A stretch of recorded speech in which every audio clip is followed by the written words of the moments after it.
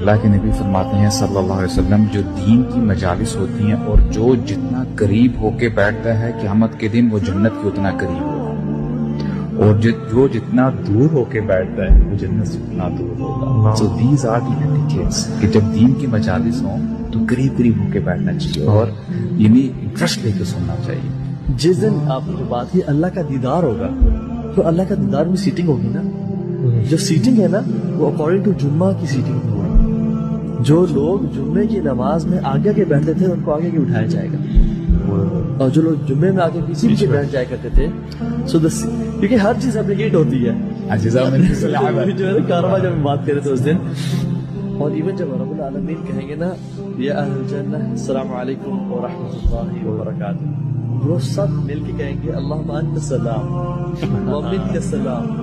تبارکت یا ذا الجلال والاکرام، جو نماز کی بات کہتے ہیں۔